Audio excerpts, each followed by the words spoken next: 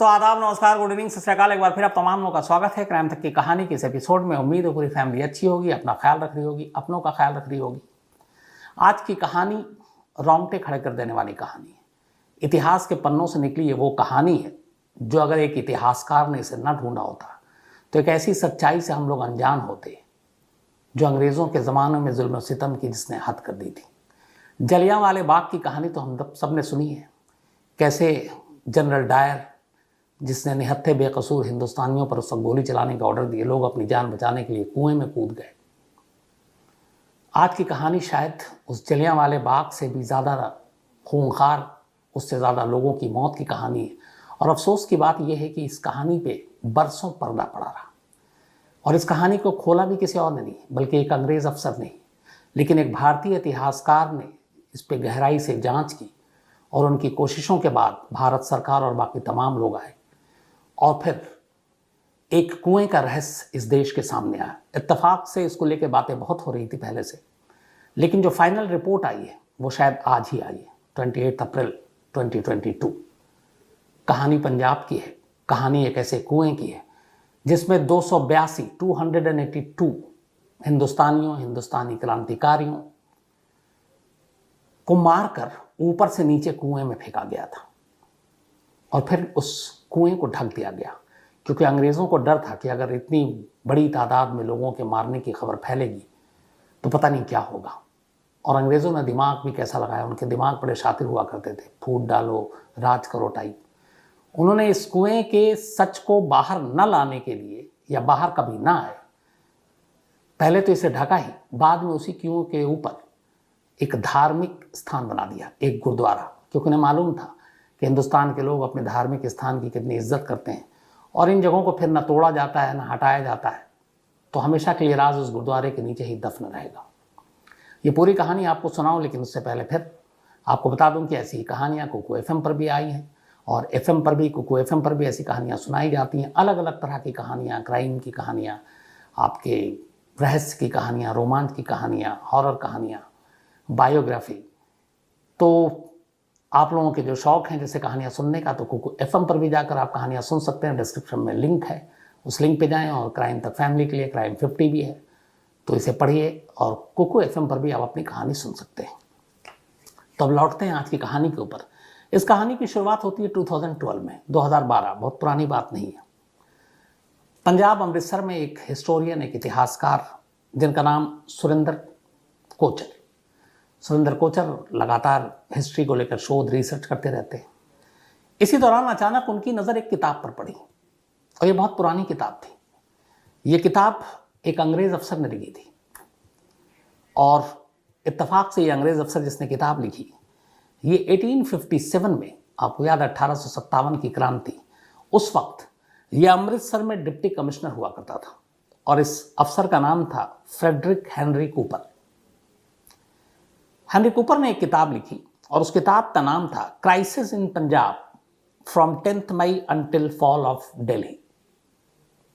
Crisis in Punjab from 10th May until fall of Delhi, ये किताब का नाम था। अब इस किताब में बहुत सारी चीज़ें थी, बहुत सारे लोगों ने और भी पढ़ी होंगी, लेकिन उन्हें लगा कि ये सिर्फ हेनरी कूपर की काल्पनिक कहानियाँ हो सकती हैं। लेकिन फिर सुरेंद्र कोचर ने इस किताब को पढ़ा, सच्चाई को टटोलने की कोशिश की और इस किताब में जो कहानी थी उसकी सच क्या है, उसका सच्चाई उसकी क्या है, वो जानने की कोशिश की। तो अब सच्चाई को जानने के लिए एक बड़ी सामने अजीब सी उलझन थी। उलझन ये कि जिस जगह का जिक्र इस किताब में और जिस नरसंहार, मास मर्डर के बारे में बताया गया था, जिस कुएं का जिक्र था, उस कुएं के ऊपर एक गुरुद्वारा है और ये गुरुद्वारा जो है अजनाला टाउन में अमृतसर के पास है और इस गुरुद्वारे का नाम शहीद गंज गुरुद्वारा है। अब किसी गुरुद्वारे के नीचे कुआं है, कुएं के अंदर एक राज है, उस राज को बाहर निकालना है और उस कुएं तक तभी पहुंचा जा सकता है जब उस गुरुद्वारे को वहां से हटाया जाए, शिफ्ट किया जाए। मामला रिलीजियस है, मामला धार्मिक है, कैसे होगा? और आपको पता है अपने देश में मंदिर, मस्जिद, गुरुद्वारे, चर्च, इनको लेके जो लोगों की भावनाएं हैं, तो ये बड़ा टेढ़ा और मुश्किल काम होता है। लेकिन सुरेंद्र कोचर हारे नहीं, वो कोशिश में लगे रहे। अब वो उस कुएं से क्या राज निकालना चाहते थे और इस किताब में ऐसा क्या था? तो इस किताब में जो कहानी लिखी थी उस वक्त के डिप्टी कमिश्नर जो अमृतसर में 1857 में फेडरिक हेनरी कूपर ने, कहानी ये थी कि 1857 की जब देश में क्रांति शुरू हुई तब उसी क्रांति के दौरान नेटिव बंगाल इन्फेंट्री की 26th रेजिमेंट, ये इंडो ब्रिटिश सेना की एक टुकड़ी थी। इस टुकड़ी में 500 जवान थे, सेना के सिपाही थे। इस टुकड़ी को भेजा गया क्रांतिकारियों को कुचलने के लिए। अब इस रेजिमेंट में जो ब्रिटिश आर्मी और इंडियन आर्मी की रेजिमेंट थी, इसमें बहुत सारे भारतीय सैनिक भी थे जो उस वक्त अंग्रेजों के लिए काम कर रहे थे, ये आप सबको पता है। तो ये सब अंग्रेजों के कहने पर लड़ रहे थे, अपने ही भाइयों हिंदुस्तानियों को भी मार रहे थे। लेकिन हुआ ये कि इस टुकड़ी की जो तैनाती थी, जब ये 1857 का गदर शुरू हुआ तो मियाँ मीर, या पाकिस्तान में लाहौर इसका नाम है, लाहौर के पास, तो वहाँ पे इनका बेस हुआ करता था। और उसी मियाँ मीर बेस में, जो आज का लाहौर है, करीब 500 सैनिक इस टुकड़ी के साथ आगे बढ़ते हैं क्रांतिकारियों को मुकाबला करने के लिए।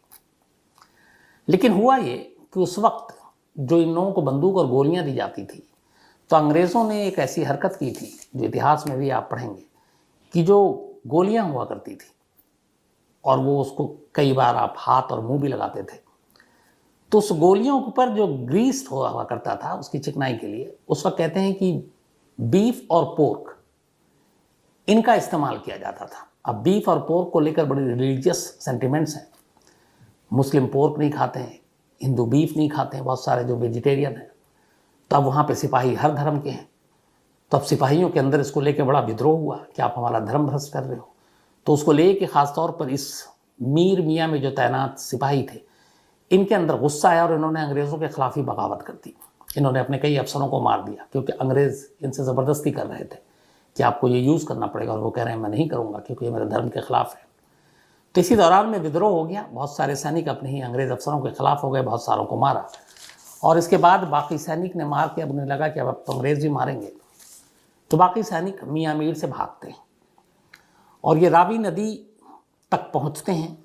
और ये मामला है पूरा कुल 31 जुलाई से लेकर 1 अगस्त 1857, 31 जुलाई से 1 अगस्त के बीच 1857 की। अब रावी नदी तक ये लोग पहुंच जाते हैं जिन्होंने बगावत की थी, लेकिन अंग्रेज़ उनका पीछा करते हैं और फिर पता चलता है कि ये लोग पंजाब की तरफ भाग रहे हैं वहाँ से अंग्रेज़ों से बचने के लिए। तो कुछ लोगों को पकड़ा जाता है और उस वक्त उन 500 में से कहते हैं 218 जिन्होंने विद्रोह किया, भारतीय क्रांतिकारी सैनिक, उनको गोली मार दी जाती है। जबकि बाकी के बचे हुए 282, टोटल 500 थे, 282 को गिरफ्तार कर लिया जाता है पंजाब के पास। तो 500 में से 218 को गोली मार दी, अब 282 को गिरफ्तार कर लिया। गिरफ्तार करने के बाद इनको अमृतसर के पास अजनाला में लाया जाता है। अजनाला में लाने के बाद इन 282 सैनिकों को एक साथ खड़ा किया जाता है और इनमें से 237 सैनिकों की गोली मारकर हत्या कर दी जाती है और बिल्कुल करीब से गोली मारी जाती है। तो 282 यानी 282 में 237 को अंग्रेज़ों ने मार डाला, अब बचे 37। इन 37 को उसी अजनाला में एक गहरा कुआं था, जिंदा उन्हें उस कुएं में ऊपर से नीचे फेंक दिया जाता है। उनको फेंकने के बाद जो बाकी 237 को गोली मारी गई, उन सब की भी लाश एक एक कर ऊपर से उस कुएं में फेंका जाता है। तब उस कुएं के अंदर कुल 282 लाशें थी। इसके बाद अंग्रेज़ जनरल के और जो कमांडर थे उस वक्त, उसके कहने पर उस कुएं का मुंह बंद कर दिया जाता है और सारी लाशें अंदर हैं। कुएं को बंद करने के बाद अब अंग्रेज़ों को लगता है कि अगर ये बात फैल गई कल को, और चूंकि इसमें दो चीज़ें एक साथ थी, एक धर्म भ्रष्ट करने वाली बात, पोर्क और बीफ के ग्रीस का कारतूस पे, काटेज पे इस्तेमाल जिसका विरोध किया था, और दूसरा इतनी बड़ी तादाद में एक साथ इतने लोगों को मारना। और ये उस वक्त का इंसिडेंट है जब जलियांवाला बाग नहीं हुआ था, ये जलियांवाला बाग से पहले, और जलियांवाला बाग में सिर्फ 120 लोग और यहाँ पर 282। तो अंग्रेज़ों को ही पता था, तो उन्होंने कहा कि इस कुएं के राज को हमेशा राज रखना है। अब इसके लिए क्या करें? उन्होंने कुएं का मुंह तो बंद कर दिया, पर उन्होंने कहा आगे चलकर कभी ये कुआं खुल सकता है। पंजाब की सरजमीन थी, अमृतसर का इलाका था, अजनाला। उन्हें लगा कि यहाँ एक गुरुद्वारा बना दो, लोग भक्ति में और इसमें ही रहेंगे और कभी कुएं की गहराई और उसके राज को जानने की कोशिश नहीं करेंगे। और अंग्रेज़ों ने दिमाग लगाकर वहाँ पर एक गुरुद्वारा बना दिया। बाद में इस गुरुद्वारे का नाम शहीदगंज गुरुद्वारा रखा गया। बात आई गई हो गई। उसके बाद 1857 की क्रांति भी खत्म, फिर देश भी आज़ाद हो गया। लेकिन इस क्रांति के बाद ही कूपर ने ये किताब लिखी और इस किताब की जानकारी अपने हिस्टोरियन सुरेंद्र कोचर को मिली। अब सुरेंद्र कोचर ने कहा कि इसकी तफ्तीश करते हैं, इस कुएं की सच्चाई क्या है। उन्हें मालूम था यहाँ पे गुरुद्वारा है, इस गुरुद्वारे के नीचे कुआं है, लेकिन उस कुएं तक जाने के लिए अब गुरुद्वारे को आप कैसे तोड़ सकते नहीं। तो उन्होंने सरकार से बात की, सरकार को बताया कि ये पुख्ता सबूत है। सरकार में उस वक्त के अलग अलग जो अमृतसर के बड़े अफसर थे उनसे मिले। इसके अलावा सरकार से बात की, केंद्र सरकार से बात की, और इन सब से बात करने के बाद, और ये जो जहाँ पे था, ये जो कुआं था, इस कुएं का नाम था कलियां वाला खूह। कलियां वाला खूह, खूह कुएं को कहते हैं। तो अब पंजाब के इस कलियां वाला खूह, उसके ऊपर गुरुद्वारा, खूह नीचे, क्या किया जाए। तो बात ये हुई कि सरकार तक सारी बात गई। हिस्टोरियन ने कहा कि पक्का है कि ये सच है और इस सच को बाहर आना चाहिए। तो सबसे पहले तो ये था कि सरकार भी मान ले, लेकिन गुरुद्वारा प्रबंधक कमेटी और बाकी लोगों को मानना पड़ेगा। तो इसीलिए अब उस किताब के बाद पहले तो उन्होंने अपने तौर पर रिसर्च किया कोचर साहब ने, फिर उन्हें लगा कि नहीं, हाँ सब सच है, बहुत सारे और स्टूडेंट्स भी लगे, और इसके बाद फिर गुरुद्वारा प्रबंधक कमेटी के लोगों से सरकारी नुमाइंदों के साथ जाकर बात की कि बात ये नहीं है गुरुद्वारे को शिफ्ट करना है, बल्कि उस कुएं से वो राज निकालना है, क्योंकि वो हमारे अपने हिंदुस्तानी क्रांतिकारी हैं जिनका सच कुएं में दफन है, जबकि उनको उनका हक मिलना चाहिए। बातें समझ में आ गई, बात अपनों की थी, सभी पक्ष मान गया। गुरुद्वारा प्रबंधक कमेटी ने भी कहा कि ठीक है, लेकिन उन्होंने बस एक शर्त रखी कि इस गुरुद्वारे की खुदाई और कुएं तक पहुंचने से पहले इस गुरुद्वारे को शिफ्ट करने का काम शुरू होना है, और ये बात मान ली गई। 28 फरवरी 2014, 28 फरवरी 2014 को इस गुरुद्वारे को शिफ्ट करने का काम, नई जगह पे बनाने का काम शुरू हुआ, और फिर उसके बाद इस कलियां वाले कुएं जहाँ पे ये गुरुद्वारा था उसकी खुदाई का काम शुरू हुआ। खुदाई चलती रही 2014 के बाद। इसके बाद आखिरकार जो इतिहास और उस किताब में लिखा था, जो कूपर ने लिखा था और जो कोचर साहब ने कहा था, सच में वो कुआं था उस गुरुद्वारे के नीचे। उस कुएं का मुंह खोला गया, और उस कुएं का जब मुंह खोला गया तो वो सच करीब 165 साल बाद, 165 ईयर, बाहर आ गया। कूपर ने बिल्कुल सही लिखा था। खुदाई के दौरान इस कुएं के अंदर से 246 मेल के आदमियों के नर कंकाल मिले। अलग अलग हड्डियां, हड्डियों के टुकड़े, जबड़े, दांत, ये सारी चीजें इस कुएं के अंदर थी। इसके अलावा 1810 से लेकर 1830 तक, 1810 से लेकर 1830 तक भारत में जो बने सिक्के, ज्वेलरी, सेनाओं के जो जवानों के मेडल, ये भी उस कुएं के अंदर से बरामद हुए। जितने दांत यहां से बरामद हुए, उस दांत की गिनती हुई थी 646। एक आदमी में 32 दांत होते हैं शायद। तो कुल इस कुएं के अंदर से 646 दांतों के सैंपल मिले। कहते हैं कि पूरी दुनिया में किसी एक जगह से इतनी बड़ी तादाद में इतने दांत इससे पहले कभी नहीं मिले। अब ये सारी चीजें मिली तो लगा कि कूपर की किताब की बात सच है। अब इन सारी चीजों की जांच, शोध, रिसर्च शुरू हुआ, फॉरेंसिक टाइप से भी। इसमें बहुत सारे अलग अलग, पंजाब से लेकर BHU, बनारस हिंदू यूनिवर्सिटी, हैदराबाद, इन सब की स्टूडेंट्स, हिस्ट्री के और अलग अलग फील्ड के एक्सपर्ट्स, उन्होंने इन सारी चीज़ों के नरकंकाल, दांत, जबड़े, हड्डियों के रिसर्च करने शुरू की। लेकिन जब रिसर्च हुई तो उसमें उस वक्त दो राय आ गई। उन्होंने कहा कि नहीं, ये किताब में गलत है। ये जो सारी चीज़ें मिली हैं, ये शायद 1947 में जब भारत और पाकिस्तान का बंटवारा हुआ, और आपको याद होगा ट्रेनों में लाशें एक दूसरे की तरफ भेजी और लाई जाती थी, तो उसने कहा उस बंटवारे के दौरान जो लोग दंगे में मारे गए, शायद ऐसे ही दंगे में मारे गए लोगों को कुछ लोगों ने इस कुएं में दफन कर दिया। तो ये दंगे में मारे गए लोगों की लाशें और उनकी हड्डी और उनके कंकाल हैं। और कुछ लोगों का कहना था कि नहीं, ये 1857 में जो कूपर ने लिखा अपनी किताब में वही सच है। अब इसको लेके जांच चलती रही, लेकिन मामला लटका रहा। इसी दौरान में इसके बहुत सारे सैंपल को फिर भेजा गया अलग अलग जगहों पे, 28 अप्रैल 2022 को स्विट्जरलैंड के जनरल फ्रंटियर्स, यानी कल की बात है, जनरल फ्रंटियर्स इन जेनेटिक्स में एक पूरी रिपोर्ट आई इसके फाइनल फाइंडिंग्स की, 28 अप्रैल यानी 24 घंटे पहले। और इस रिपोर्ट ने यह साफ कर दिया कि कूपर ने जो अपनी किताब में लिखा था वो बिल्कुल सच है। इस रिपोर्ट में पूरी डिटेल में इस कुएं से निकली हर चीज के बारे में बताया गया। अब इसमें यह कहा गया था कि हो सकता है ये भारत और पाकिस्तान के बंटवारे के दौरान जो दंगे हुए लोग मारे गए होंगे, तब उसमें यह था कि जो मारे गए होंगे या तो वो पाकिस्तानी होंगे या फिर पंजाब के रहने वाले होंगे। डीएनए सैंपल लिए गए, इनमें से 85 सैंपल पूरी सही तरीके से सामने आए थे, जिसकी पूरी रिपोर्ट रखी गई थी इसमें सामने। जो जितने दांत के सैंपल ठीक ठाक थे उनकी भी रिपोर्ट सामने रखी गई। लेकिन डीएनए के साथ साथ एक खास चीज और भी इसमें किया गया था, और वो था इनका डीएनए एनालिसिस के अलावा आइसोटोप एनालिसिस। आइसोटोप एनालिसिस ये होता है कि डीएनए से तो आपके फैमिली ट्री के बारे में पता किया जा सकता है, आप कौन हैं, आपके माँ बाप कौन है, आपके पूर्वज कौन है। लेकिन ये जो आइसोटोप एनालिसिस है, इसके जरिए आप आपकी आदतें, आप कहाँ के रहने वाले हैं, आप क्या खाते हैं, आपकी कद काठी कैसी है, इन सारी चीज़ों का साइंटिफिक तौर पे पता लगाया जा सकता है।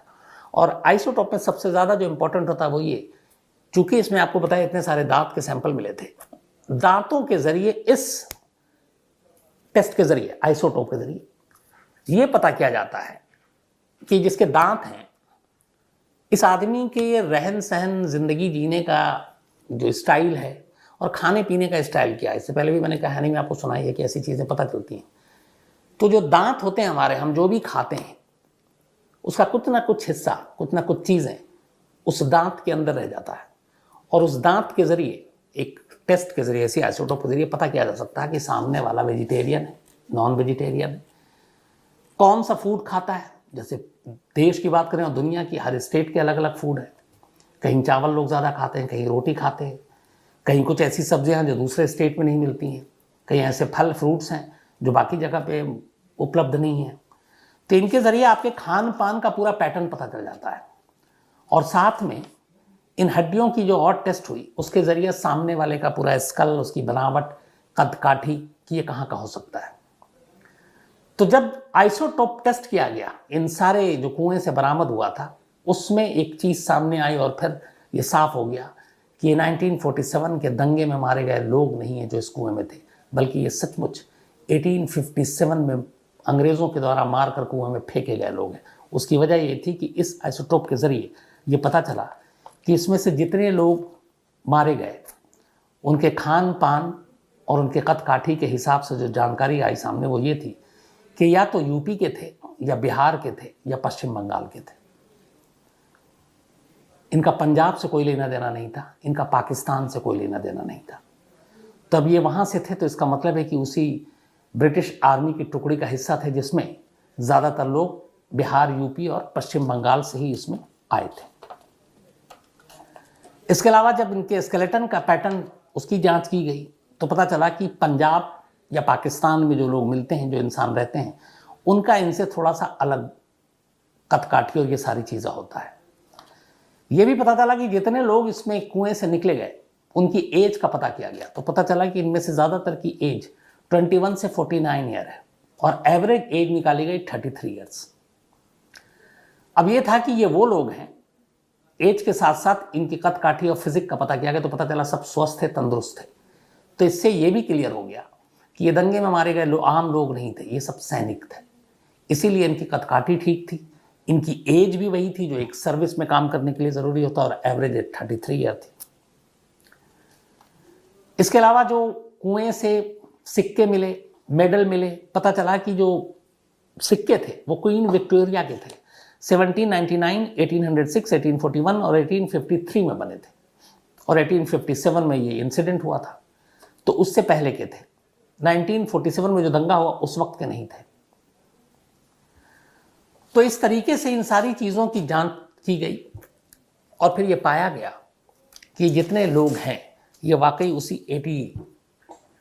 1857 में अंग्रेज़ों की दरिंदगी के शिकार हुए थे। 165 साल तक एक कुएं में पड़े रहे, लेकिन एक किताब, एक हिस्टोरियन, उन्होंने मेहनत की और एक गुरुद्वारे के नीचे दफन इस 165 साल पुराने राज को बाहर निकाला। अब इसको सुनकर गुस्सा भी आता है और अफसोस भी। गुस्सा इस बात पर भी कि ऐसे दरिंदगी कैसे, और अफसोस इस बात का कि हमारे अपने सैनिक क्रांतिकारी 1857 में, इस मतलब जुलाई और अगस्त की बात होगी, ये इस बेदर्दी से मारा गया। यहाँ तक कि जो ऑटोप्सी और बाकी रिपोर्ट आई उसमें ये है कि उसमें से जितने स्कल मिले, खोपड़ी, उन सब के अंदर जो गोलियां थी वो भवों के पास थी और हर गोली ये बता रही थी कि उनको बेहद करीब से मारा गया। जो और रिपोर्ट आई उसमें यह भी था कि इसमें से एक को भी ऐसे नहीं है कि कुएं में ले जाकर रखा गया, इन सब को ऊंचाई से फेंका गया कुएं में। कुछ को जिंदा फेंक दिया गया, कुछ लाशों के नीचे दब गए, ऊपर से कुआं बंद कर दिया गया, उनकी मौत हो गई।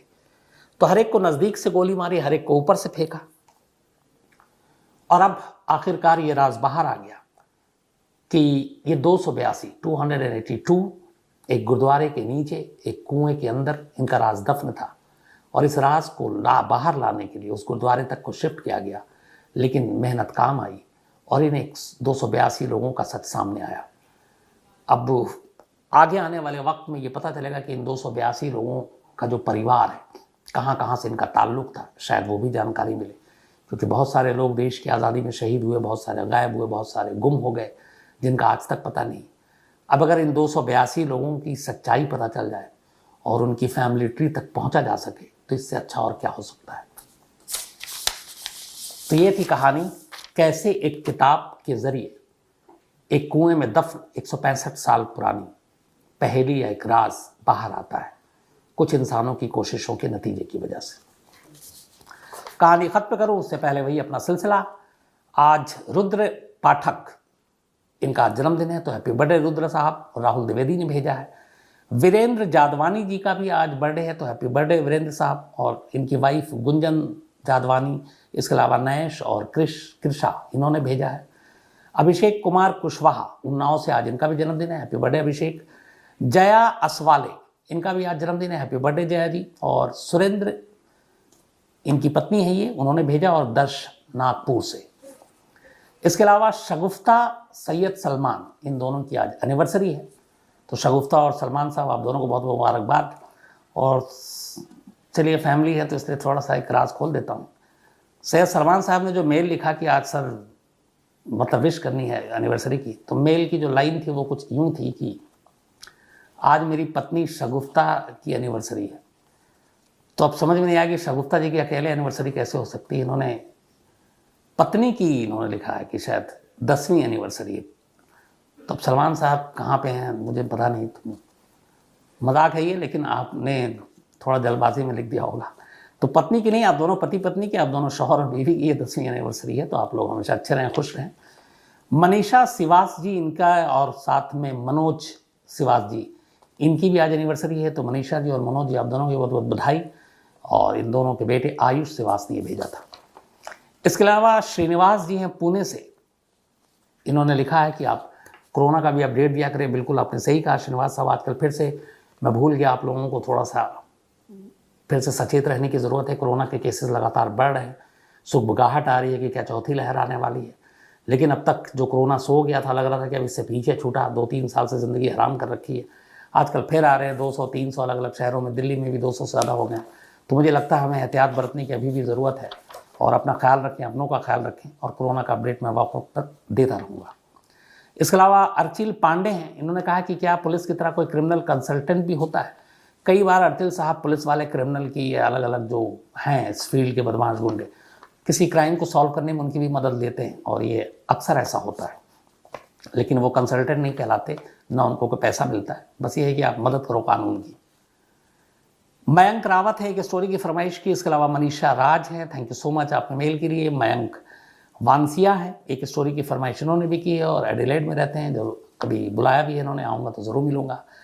इसके अलावा मोहम्मद साकिब अनवर हैं, इन्होंने कहा आयशा की कहानी वीडियो देखी थी, तो साकिब साहब इसी क्राइम तक कहानी में आप फरवरी में जाएंगे तो देखिएगा, आयशा की मैंने कई कहानियाँ सुनाई, आपको मिल जाएगी डिटेल में। जमीलुद्दीन मोहम्मद हैं और इन्होंने भी एक लिखा है। अच्छा चलिए आपको बताता हूँ, बहुत सारे लोगों ने मेल किया है कि एक क्राइम तक का एक और किसी ने वीडियो अपलोड करते हैं और वो सारी जो कहानियाँ वो भी अपलोड करते हैं, तो ये क्या है क्या नहीं है और इसके खिलाफ आप कुछ एक्शन क्यों नहीं लेते। दीपक ने शायद एक मेल किया था, जो शख्स ये चला रहे हैं क्राइम तक के नाम पे चैनल, उसका मेल आया। इत्तेफाक से वो मेल में सीसी में मैं भी था, मैंने पढ़ा। उस मेल को पढ़ने के बाद मुझे लगा कि करने देना चाहिए। उन्होंने अपनी कहानी लिखी है, शायद उसकी उम्र 20 साल होगी। उस लड़का है नौजवान एकदम, बहुत मेहनत करता है, दिन भर काम करता है, माली हालत ठीक नहीं है, क्राइम तक की कहानी का बहुत फ़ैन है, सुनता रहता है। तो उसने ये लिखा है कि बहुत मुश्किल से पहले मैंने इसको क्या क्या जुगाड़ करके कहानियाँ डालनी शुरू की और अब थोड़ा है, लेकिन अगर आप कहेंगे तो मैं इसको फ़ौरन बंद कर दूंगा। इंसानियत के नाते मुझे लगता है कि चलने देना चाहिए। अगर किसी की किसी चीज़ से मदद हो जाती है तो फिर बीच में नहीं आना चाहिए। तो आप में से बहुत सारे लोगों ने मेल लिखा, कई बार आ रहा था, मैं इसके बारे में बात नहीं कर रहा था, लेकिन आज भी कई लोगों ने कहा, जैसे इन्होंने भेजा है बल्कि जमीलुद्दीन मोहम्मद ने, इसके अलावा और भी कुछ लोगों ने भेजा था। तो मुझे लगता है कि ठीक है, जब तक कोई कानूनी और वो चीज़ें अड़चन ना आए तब तक अगर कोई कर रहा है तो करते रहने देना चाहिए। मुझे लगता है कि आप लोग भी मेरी बात से सहमत होंगे, क्योंकि हम सभी इंसान हैं और एक दूसरे की मदद करनी चाहिए हमेशा। इसके अलावा आफ्ताब अंसारी हैं, विकास मिश्रा है, फूल सिंह जी हैं, एक स्टोरी की फरमाइश की इन्होंने, सतविंदर धालीवाल जी हैं वाटरलू कनाडा से, वाटरलू की जंग शायद पढ़ी थी हम लोगों ने हिस्ट्री में। अलीम खान हैं लखनऊ से, इनकी बेटी 20 अप्रैल को पैदा हुई, बहुत बहुत बधाई अलीम साहब, पूरी क्राइम तक फैमिली की तरफ से। इसके अलावा मोहित शर्मा एक स्टोरी की फरमाइश की है और विनय सिंह जी हैं, और ये एक पुलिस वाले हैं, इन्होंने कहा है कि कुछ गड़बड़ किया एंटी करप्शन ने। तो विनय सिंह जी आप अपनी कहानी ज़रूर मेल पे भेजिएगा, मैं उसको चेक करूँगा, पढ़ूंगा, जो इन्वेस्टिगेट करना होगा वो भी करूँगा, जो भी मदद होगी वो भी करूँगा, और आपकी कहानी सुनानी पड़ी तो वो भी सुनाऊँगा। तो आज कहानी में इतना ही। अब आपसे मुलाकात होगी कल रात 9 बजे किसी नई कहानी के साथ। तब तक अपना ख्याल रखिएगा। Thank you very much.